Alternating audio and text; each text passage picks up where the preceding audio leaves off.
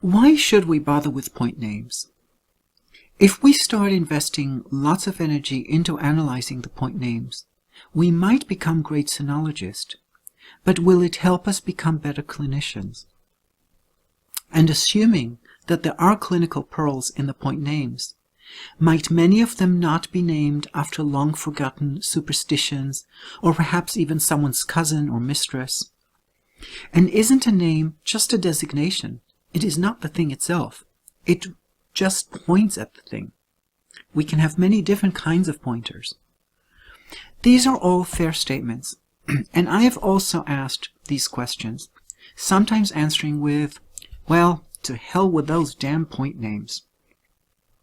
But the study of acupuncture is the study of the human body, the human condition, and mostly, in terms of our clinical success, the study of how the body is connected, how it works, what is connected with what affects what, how one area, point, affects another area, as if it were a switch. So the more information I can get about those switches, those connections, the better clinician I might be. And because this is a system that has been used for many generations, who have looked at the same questions of figuring out the switches, the relationships, the networks, the workings of the body, they have left some traces of what they found in the point names. It doesn't mean that all the point names are going to reveal so-called secrets, but it helps us enlarge our resources. We can basically have a conversation, albeit we supply both sides of the conversation, but we can have a conversation with the medical ancestors. So we have enlarged the net. We have expanded the view. It is the kind of conversation where you ask a question and you supply the answer also, except that you are trying to find clues in the point names as you supply the answer. If I call it Ren 4, or if I call it Guan Yuan, it is still pointing at the same thing, isn't it? So what is the advantage of looking at Guan Yuan?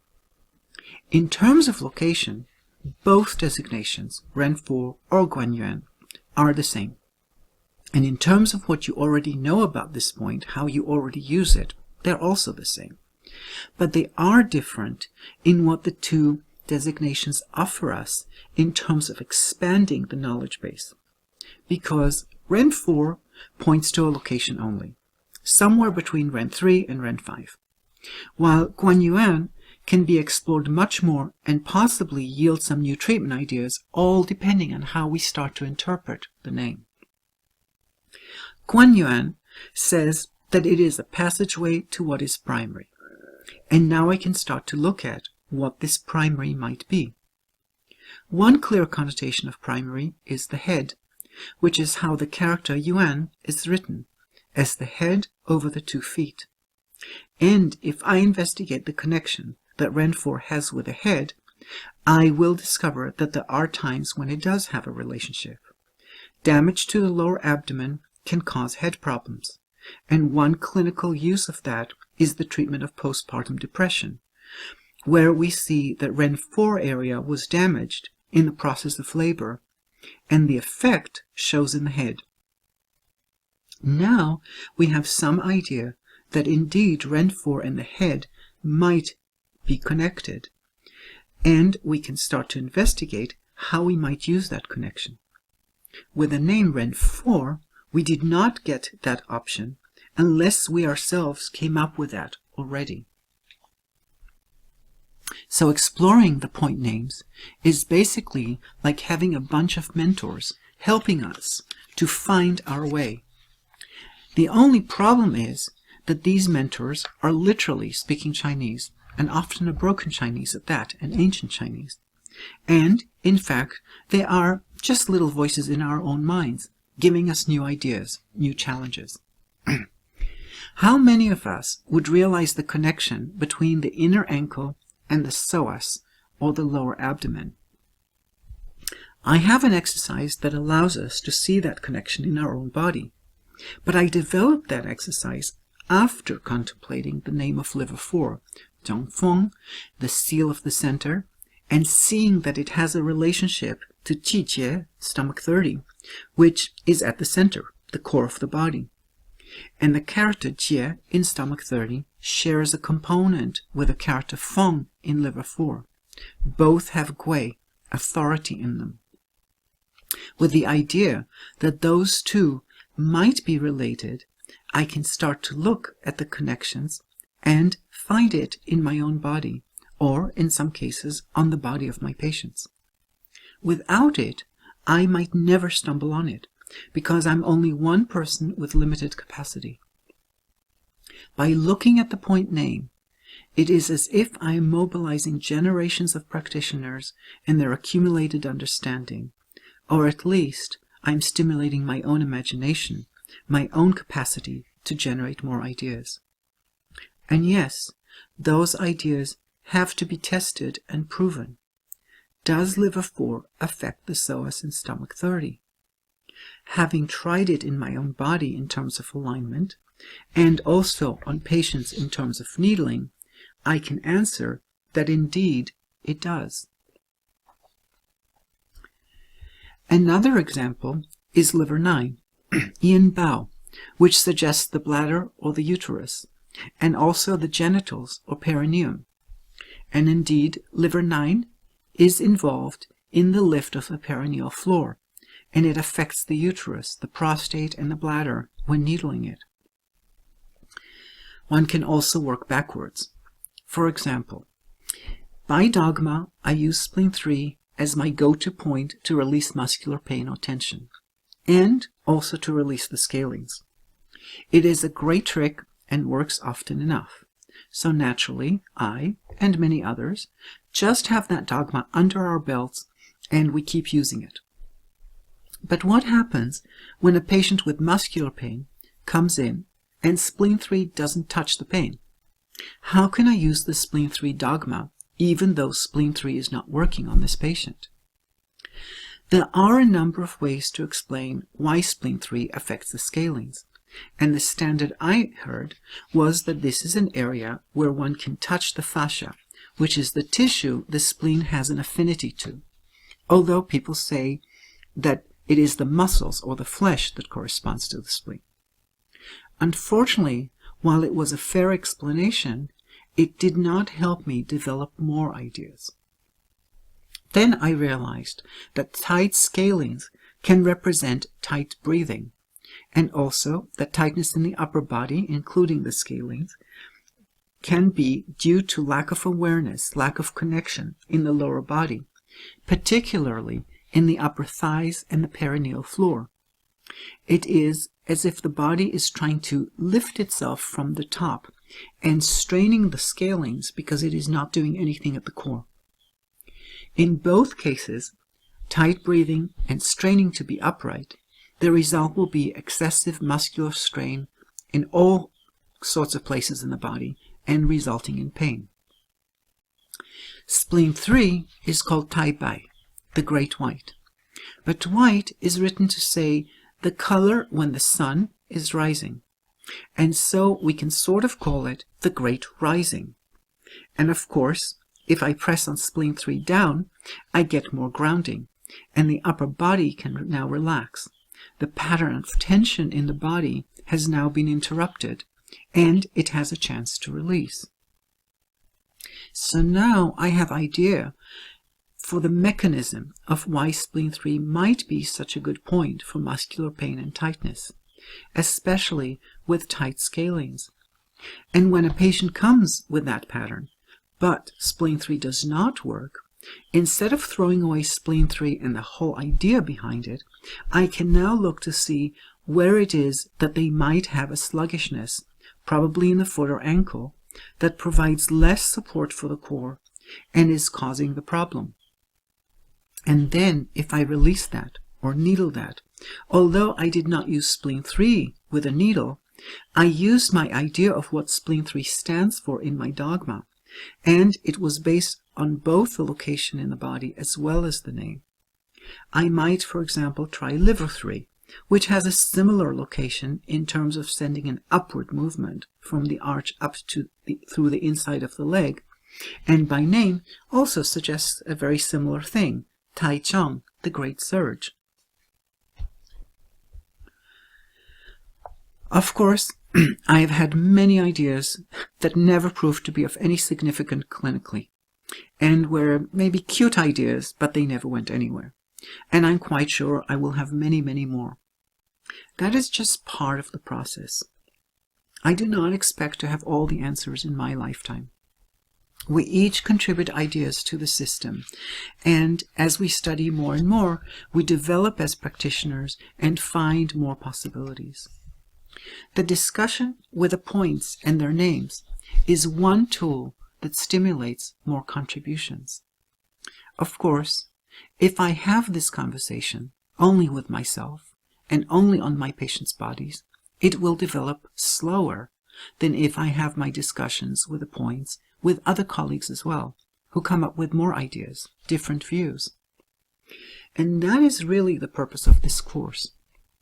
It is not about Avi says as much as Avi is asking, by sharing what he understands and hopes to start a conversation where many different ideas might be expressed and experimented with.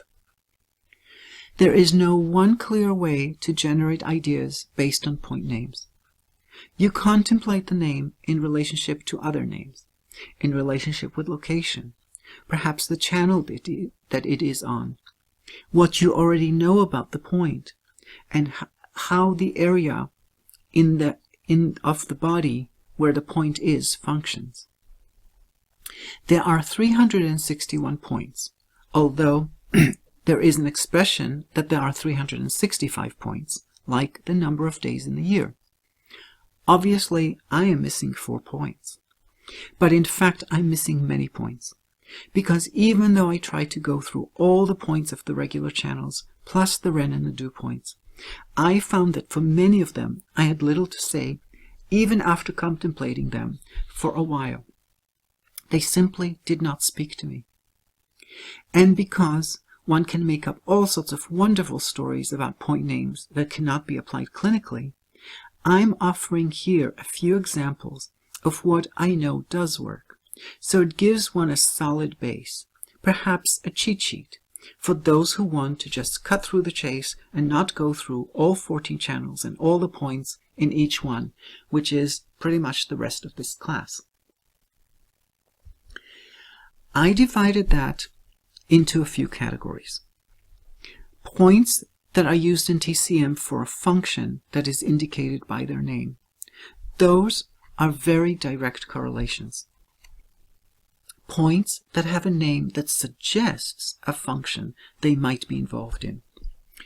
These are cases not so much of a point saying light, and therefore used for eyes or vision, but the name might imply a function. For example, spleen 20, Jiurong, thriving circulation. Given its proximity to the heart, on the left side can reflect circulatory issues. And there are points with names that suggest a problem or a disease rather than a function. This is quite similar to a name that points at a function, and the distinction between those two categories is quite arbitrary, actually. An example here would be gallbladder 39, Xuanzhang, the hanging bell, or the suspended clock. Xuan, suspended, is written here as hanging and the heart, and a clock is something that ticks constantly, like the lungs or the heart. I started to think it might be a good point that treats people with irregular heartbeat, where the heart, the clock, is suspended. And of course, you can say that a stroke is the suspension of the heart, in the sense of the heart being the mind. And then there are points that suggest a relationship to an organ or an area, a location. We already saw an example of that with liver 4, Zhongfeng, the seal of the center, and in this case, there was an extra correlation with the Jie of stomach 30, which also helped us define the center as the psoas and the core. In looking for correlations, I also ask if this point shares a character with other points, and what that might suggest in terms of the relationship of these 2 points. one point might treat the other, whether it is releasing pressure pain on the other point or it might relate to its function. An example of that would be the use of stomach 44, Neiting, the inner courtyard, with Du 24, Shenting, the courtyard of the Shen, for what I call exorcism treatments, that is, releasing deeply held emotional holdings. The character shared is Ting, a courtyard, and the function, the problem, is in the name of Du 24, Shenting, the Shen, and that allows me to investigate stomach 44 for Shen problems, and of course we know that many generations of practitioners have done that, and that stomach 44 is a fabulous point that is used for mania with TCM saying, oh, it is about heat in the Yang Ming disturbing the Shen.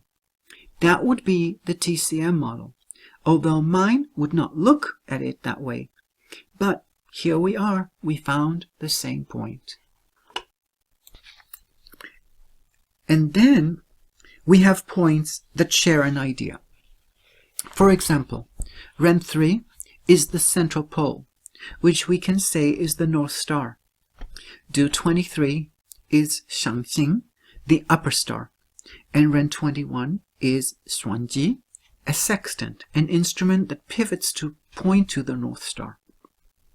So these 3 points all share an idea revolving around a central pole or a North Star. As it happens, Ren 21 does release pressure pain on Ren 3 and can alleviate problems associated with Ren 3, bladder problems, and so can Du 23. So here is a short version, a cheat sheet, if you like, that you can use if you do not want to do the full class and go through each channel separately. We have the point with direct correlation between in the name to a function. And those are the ones standardly used in TCM. So those are points, for example, with an obvious reference to the eyes or light and used for eyes or vision. That's bladder 6, Chen Guang, the receiving of the light. Gallbladder 16, Mu Chuang, the window of the eye. Or gallbladder 37, Guang Ming, the light brightness. Or we have points that are used to release the exterior and have the character for wind, Feng, in them. That's bladder 12, Feng Men, or gallbladder 20, Feng Che. And we also have the case of Sanjiao 5, Wai Guan, which is the gate to the exterior, so it releases the exterior. And then we have another wind point in gallbladder 31, Feng She, the wind market, which is used for skin problems as dispersing wind from the skin.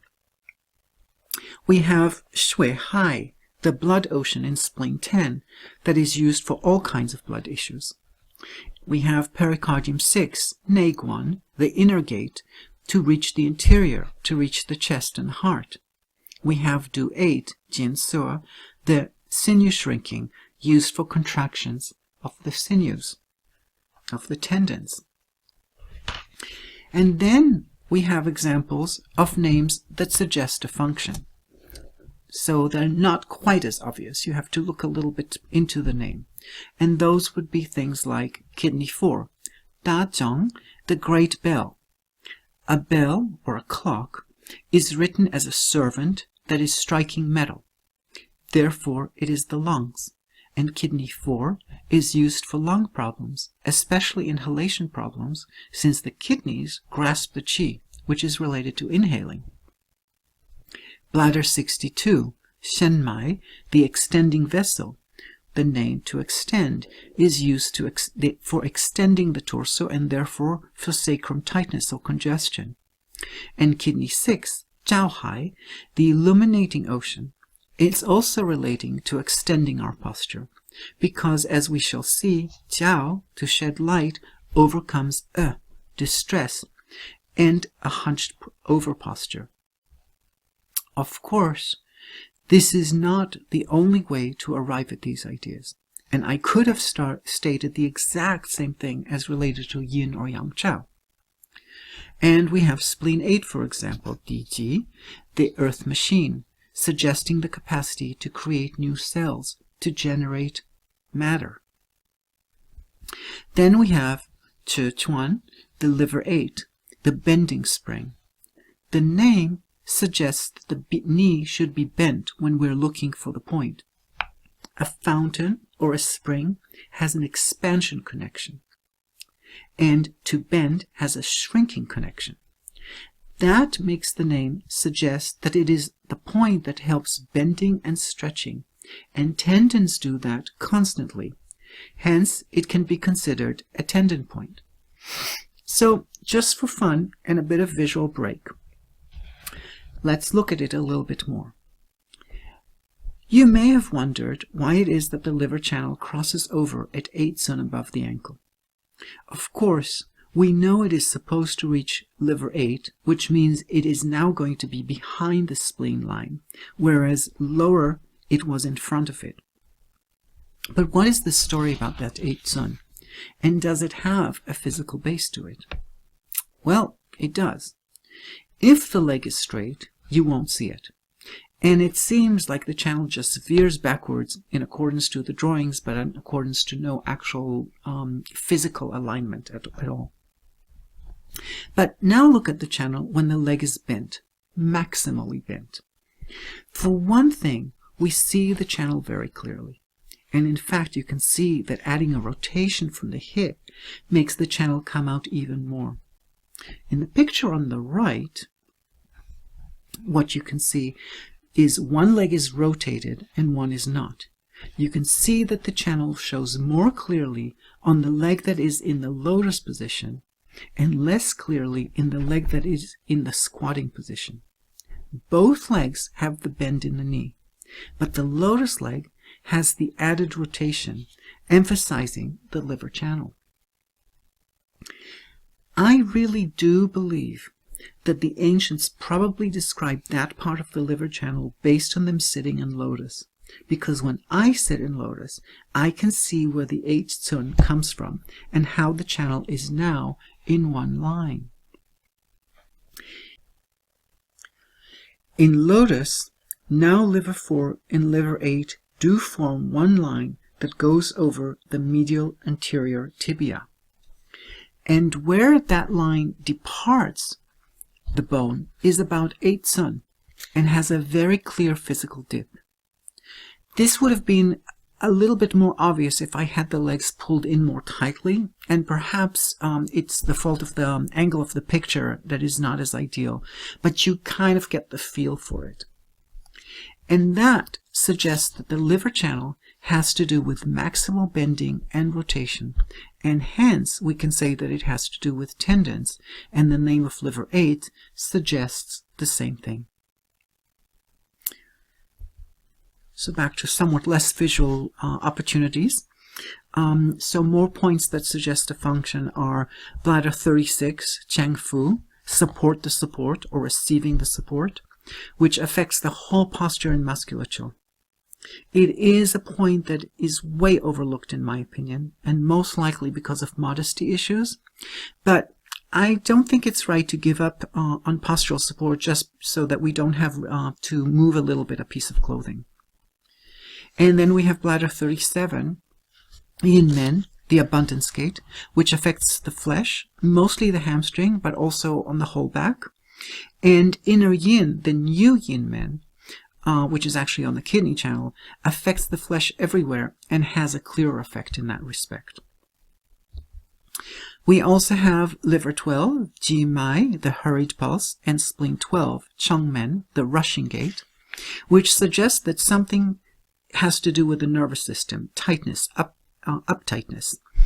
And indeed, the upper thigh by the groin can reflect a tight nervous system, as well as it can relax a tight nervous system. Gallbladder 29, Ju Liao, the residing Liao, allows the diaphragm to expand, to relax, to reside. I know many authors translate it as the squatting Liao, but that would require the foot radical to be added, and that is not there. We also have lung 8, Jing Tu, the channels and the ditches, suggesting the capacity to permeate all the little ditches in all the channels, and it is indeed used to oxygenate the blood for numbness, for lack of circulation. And Sanjiao 8, San Yang Lua, the 3 yang network, can smooth the yang, smooth the autonomic nervous system, and relaxes the neck, the throat, the SCM. Large intestine 16, Zhu Gu, is called a gigantic bone. A bone can't be gigantic unless there is plenty of marrow. So this point might affect the marrow. What it does affect clearly are spinal problems, which are on the bone in the lumbar spine. And we have stomach 9, Ren Ying, welcome human, which serves as a thyroid reflex, which is a hormonal gland that allows us to grow up as humans. And also it serves as a primitive reflex for things like lack of appetite, anorexia, bulimia, etc. These are also related to being human. We have spleen 20, Zhou Rong, the thriving circulation, which is a cardiac reflex on the left side. Stomach 24, Huayou Men, the slippery flesh gate, treats pulsations at the navel, which we might say are the flesh feeling slippery.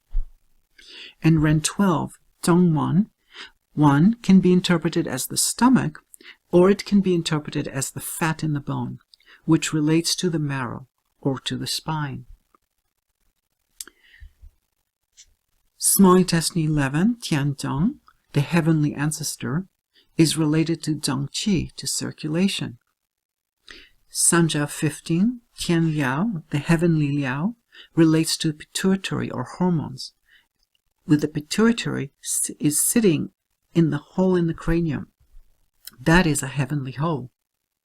And Du 6, or T11, Ji Zheng, is the center of the spine. And as the center of the spine, it does affect the whole spine, and T11, T12 does that. And here are some examples of names that suggest a problem, a pathology, or a dysfunction. Kidney 2, Rangu, the blazing valley, can also be considered as a shorthand for blazing desire, as the character Yu, desires, is a valley with a need next to it, meaning gaping needs. That means our desires. Kidney 2 reflects adrenal exhaustion. What happens when our desires and needs start to consume us? We start to get adrenal exhaustion.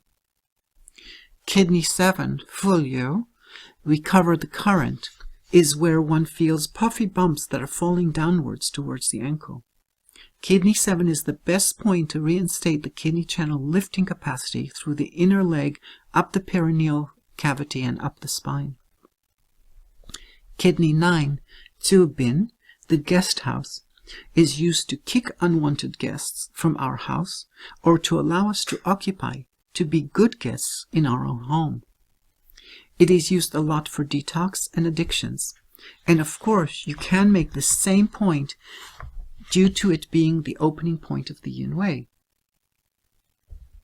We have spleen 9, Yin Ling Chuan, and gallbladder 34, Yang Ling Chuan, which are fountains or springs, which means they have a strong upwards vector.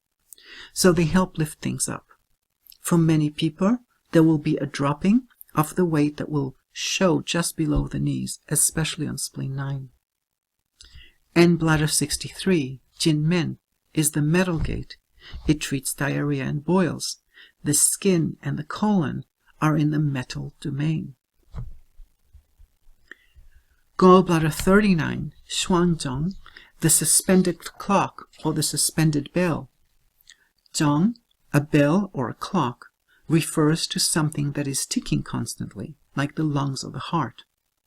In kidney 4, I made the argument it refers to the lungs, since the character is composed of a servant striking metal. But here, I believe it is the heart, because the character Xuan, suspended, is made of the heart at the bottom, and Xian, to hang or to suspend, above it. In other words, the heart radical is somewhat redundant, and yet They chose Xuan with a heart radical as opposed to the simple suspension, Xian. Therefore, I think in this case they're trying to point us to the heart. I found that this is a good point for people with irregular heartbeats, when the heart has been suspended.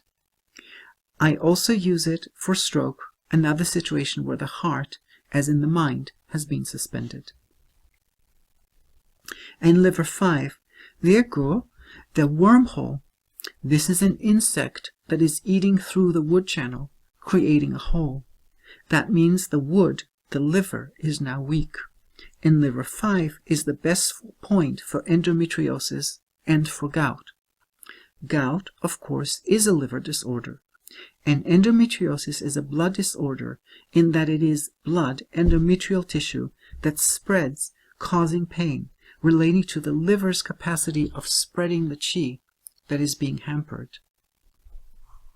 And Sanjiao 18, Qie Mai, the madness or the spasm vessel, and it can be used for a variety of spasms, bronchial, muscular, neurological, etc. It is also a point that smooths the nervous system. And then we have names that suggest a location. Large intestine 2 and 3, Erjian and Sanjian, the second and the third spaces. Because they are on the large intestine channel, we can think of them as referring to one of the 3 colon sections. And similarly, small intestine 2, Qiangu, the front valley, and small intestine 3, Huoxi, behind the stream or the back stream, similarly can refer to the sections of the small intestine, as in before and after, a progression. Stomach 22, Guanmen, the gate of gate, suggests double entries, and therefore the Odi sphincter, which stomach 22 basically lies over on the right side. Liver 4, as we saw, Zhongfeng, the seal of the center, treats the psoas. Stomach 30, it treats the core, the center. Liver 9, Yin Bao, treats the bladder, the uterus, and supports the perineal floor. Ren 3, Zhongji, the central pole, affects the extremities, the fingers and the toes, which are opposite the central pole. Ren 21, Xuanji, is an instrument with which one locates the North Star. In Ren 3, Zhongji is the North Star. So Ren 21 treats pressure pain on Ren 3 and bladder issues. Sanjiao 3, Zhongju, the central sandbank, treats the mastoid and the atlas, which are like sandbanks in the flow of the spine. And based on name sharing, we can find some applications. For example, stomach 13, Qi Hu, the Qi door, treats stomach 30, Qi Cheng, the Qi surging. There has to be an opening, a door, before a surge can take place. Just note that stomach 13 treats the inguinal stomach 30 when there's pressure downwards on the inguinal from either a very large abdomen or large breast, or L5, the lumbar, are moving forward. Spleen 15, Da Heng, is related to kidney 11, Hengu, and to stomach 9 area, as the hyoid bone is horizontal. So another horizontal. Bladder 35, Hui Yang, treats T7 or Du 9, Zhe Yang. And stomach 34, Liang Qiu, treats stomach 21, Liang Men. One beam treats the other, so stomach 34 can treat the pancreas. And stomach 44, Neiting, works with Du 24, Shenting, for a variety of Shen treatments, especially for what one might call exorcism, letting go of unwanted, unconscious, uncontrollable, or obsessive patterns. An interesting concept is a combination of Heart 2, Qingling, the green spirit, with Kidney 13, Dahe, the great red, to treat Ren 19, Zigong, the purple palace. The idea is that green or blue with red come together to create purple. This is a combination that Kiiko says treats heart surgery scars or pain on Ren19 area. I confess that I have found it useful in some cases, but not so useful in others. And I suspect that it may be partly due to me not having full resonance with this point name explanation, which shows us that our own understanding often dictates the results, not just the empirical statistics. Another favorite point interpretation that will be familiar to any Kiiko-style practitioner is the ocean points. This is not an analysis of the character, hai, ocean, which literally means where all the water goes to, but rather it is based on the idea that an ocean, as opposed to a lake or a river, is salty, and therefore points with the character ocean, hai, have an influence over salt or mineral issues in the body. And we find that indeed the 5 ocean points, kidney 6, the illuminating ocean, spleen 10, the blood ocean, Ren 6, the chi ocean, heart 3, and small intestine 8, the lesser and the small ocean, do a good job on patients with mineral imbalances that can show as symptoms such as stones or psoriasis, or might have started when taking megadoses of supplements or minerals. Not included in this combination is Chi Hai Shu, bladder 24. Another category of point names are the Huang Points. Huang is usually considered as some inner space in the chest, perhaps between the heart and the diaphragm. I have no idea how that came about. I can say that it does not make sense to me, and I cannot find that space either in my own body, in my own meditative practices, or clinically in the bodies of my patients. Of course, I'm just a nobody in the history of Chinese medicine, and apparently some giants out there have created this common interpretation as the space between the heart and the diaphragm, and it has lasted for many generations. Still, I cannot make up a resonance with Huang as some mysterious space. And there are 4 points with the character Huang. 3 of them have strong clinical implications, for me at least. Bladder 43, Gao Huang Shu, which is a very famous point to help with stubborn and difficult diseases. Bladder 53, Bao Huang, which is part of the sacroiliac complex and has a strong effect on the whole body, autoimmune disorders and gynecological disorders. And kidney 16, Huang Shu, the place where the kidney channel splits with one channel going downwards towards kidney 11 and one up towards the chest, and is the point of the channel that connects with the organ. We also have Huang Men, bladder 51, which I do not have a particular affinity with, but it is outside the Sanjiao Shu and can therefore carry so-called extra weight in the world of points.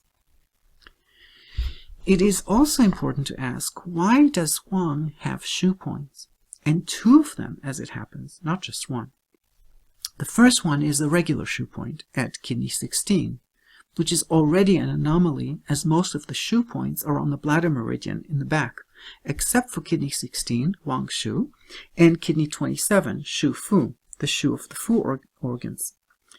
And then it also has another shu point, the thick shu points, or the greasy shu points, Gao Huang Shu, bladder 43. Whatever the answer is, it suggests that Huang is important. And if the answer of the space between the heart and diaphragm is not satisfactory, I am now responsible to explore it further until we can find something that will be satisfying. The character Huang is made of the flesh radical below, and Huang, to die, to perish, to bury, or to be missing above it. So it is something in the body that is missing or dead. And we know it has an influence on us because it has shu points, meaning it can be moved, transported, transformed. What fits this idea of Huang as something that is dead or buried or missing that influences the body is the idea of ancestral influences, or what we now call genetics. Our genetic ancestors are mostly dead, and they're certainly missing. They're not present in our body, and yet they are totally in our body. They're influencing the body constantly. And when we look at the location of the Huang Points, we see that Huang Shu, kidney 16, is related to the umbilical cord, the connection to our most immediate ancestor. Bladder 43, at the chest, might be where the ancestors' eyes might fall on us if we imagine them as our lineage sending us forward.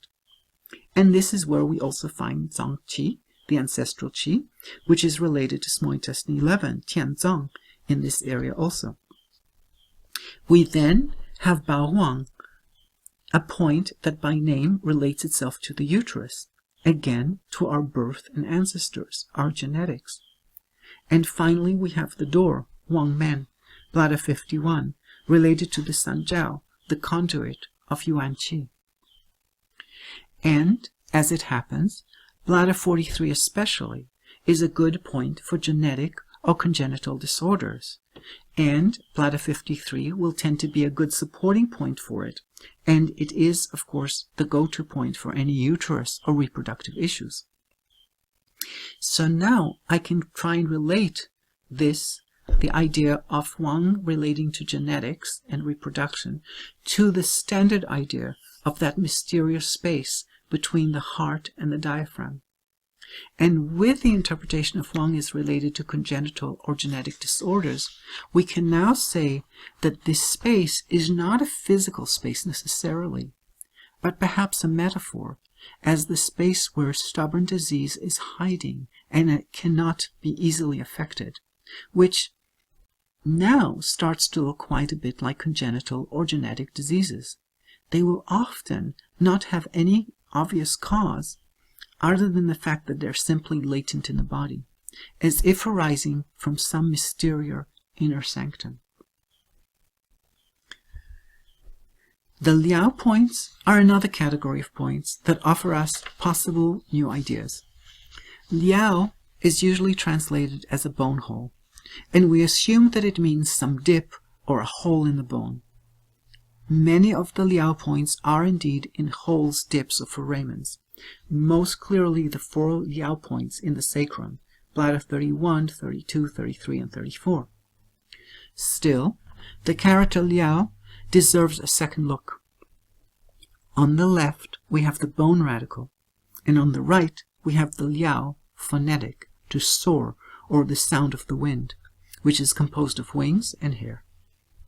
It suggests that Liao has something to do with soaring, with the sound of the wind, with wings, the sound of wind as it goes through a bone, perhaps like a conch, the capacity of the bone to create something more movement, more soaring, to emphasize something. So Liao implies a dynamicism, a capacity to move, to transform. This is obvious with the 4 Liaos of the sacrum, which affect the sacral plexus, and therefore the parasympathetic nervous system. Then there are 6 Liao points on the face: gallbladder 1, Sanjiao 22, small intestine 18, Du 25, stomach 3, and large intestine 19. And the face obviously has a strong effect on perception. Sanjiao 15, Tian Liao, is not so clearly in a dip in the bone, and I believe it is a reference to it having an effect on the Liao of the cranium, the center of the brain cavity, as in the pituitary, affecting hormones. Gallbladder 29 and Sanjiao 14 are both Liao points also, representing one at the shoulder and one at the hip, the major joints, the ability to create freedom in the major joints. And there is one odd one, large intestine 12, at the elbow, that perhaps reflects or refers to the zinging feeling that one might get here. But that one is definitely not clear to me, how it became a Liao point. When we look at this list, most of us would tend to resonate with bladder 32 and perhaps the other sacral points, but we will tend to have little affinity with the others. My suggestion is that perhaps we need to look at those other points and specifically start to investigate the effect of the zygomatic arch that it might have on the body. I am aware that going through 361 points is quite tedious, and naturally quite a few of them will not be exciting at all. The nature of the material is not always immediately clinically relevant, and in many cases the subject leaves more questions than answers. In many ways, I am really not trying to answer any questions, and whatever answers I do offer are not definitives. I am in fact hoping to stimulate more questions, more exchanges, more conversations. My own experience has been that these conversations one has with point names take a long time. They keep changing in scope, and there is never one clear, definitive answer. The answers I had 10 years ago now seem to me naive and careless. I am quite sure I will feel the same way about the material I'm offering here. But one has to start somewhere and keep asking questions, keep contemplating what might a point name suggest to us. An open mind and a lot of imagination are probably our best tool on this quest. They will serve us not only in bringing forth new answers, but also in sustaining an interest in this conversation with the ancestors and the point as a lifelong occupation. As a way to make it a bit more enticing, I gave my own clinical application for points as a way to, let's say, spice things up or give one a little bit of diversion from the more academic concepts. In many cases, those applications can be related to the point names, but in many cases, they do not.